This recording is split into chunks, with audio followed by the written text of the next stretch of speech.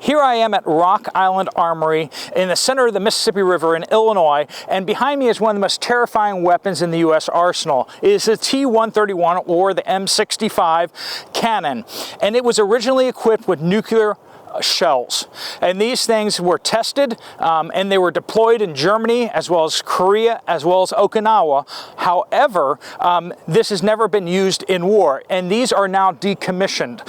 They're one of 20 that were originally built, and while we do not have concerns of these being deployed today, the United States has just announced to its NATO allies that they are deploying upgraded nuclear bombs, the B-61s, to Europe, that they're going to be adding these into the nuclear arsenal that's already in Europe. Over half of the United States tactical nuclear weapons are deployed right on the border of Russia already in Europe, in Turkey, all surrounding Russia. Of course, Russia has no nuclear weapons in the Western Hemisphere surrounding the United States, but we have just received word that Finland has in their accession to NATO, they have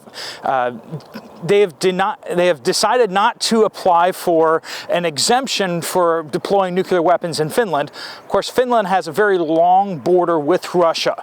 It's about half the length of the Mexico-US border, and we are now talking about putting nuclear weapons possibly in Finland in the near future. This is, I mean, are we on the brink of nuclear war? It looks like that could be. Now, we don't have to fear these things being deployed. This is one of 20 that was ever made. But they are all retired. But we have a lot of tactical nuclear weapons in Europe right now. And Russia on October 29th just said that they have to take into account what the United States just said in October 26th behind closed doors to NATO allies about deploying more tactical nuclear weapons to Europe, that Russia will have to take into account those decisions and the tactical weapons around Russia, and that they were saying that this is bringing the threat of a prospective nuclear war more and more to the foreground. And so we have serious concerns about that. Why is the United States keep deploying so many nuclear weapons to Europe and into these theaters, whereas other countries are not doing this to anyone else? And how can Russia not conceive that as a provocation and as a threat, which is meant to be, clearly. You know, Putin has already said that he will not use nuclear weapons in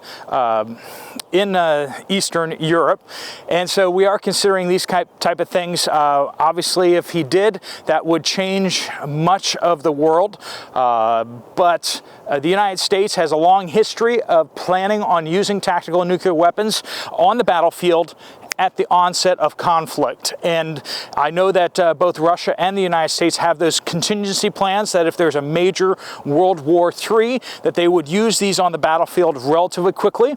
But of course, I need to remind everyone that tactical nuclear weapons are relatively small.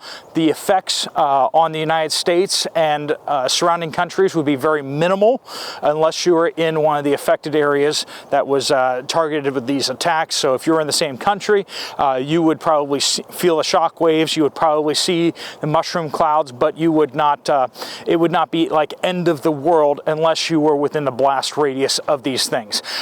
So behind me, the T131, a terrifying weapon built in the 1950s. Will this be deployed? No, it will not. However, we have a lot of tactical nuclear weapons in Europe that are being deployed, and will they be used?